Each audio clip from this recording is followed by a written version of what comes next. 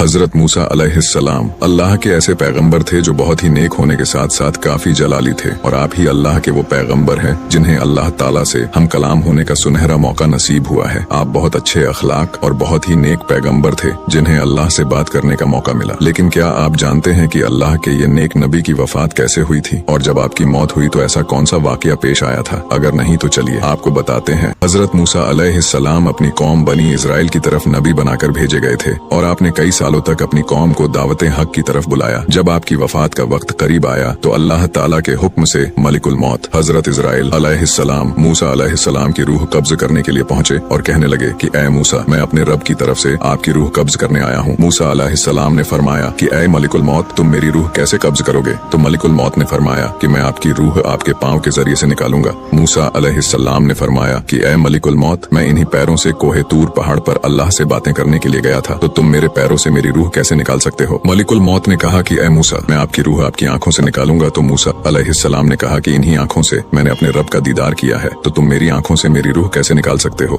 Molecule मौत ने कहा कि मैं आपकी रूह आपके मुंह के जरिए से निकालूंगा। हजरत मूसा अलैहिस्सलाम ने कहा कि इसी मुंह से मैंने अपने रब से बातें की हैं, तो तुम मेरी मुंह से मेरी रूह कैसे निकाल सकते हो? मलिकुल मौत ने कहा कि ऐ मूसा, मैं आपकी रूह कब्ज करूंगा, बस आप आपकी रूह मेरे हवाले कीजिए। ये सुनकर मूसा अलैहिस्सलाम को गुस्सा आ गया और आपने मलिकुल मौत को एक थप्पड़ दे मारा, जिससे उनकी आंख जमीन पर गिर गई। मलिकुल मौत अल्लाह की बारगाह में हाजिर हुए और फरमाया कि ऐ परवरदिगार, तूने मुझे अपने ऐसे बंदे की रूह कब्ज करने के लिए भेज दिया जो कि मौत ही नहीं चाहता।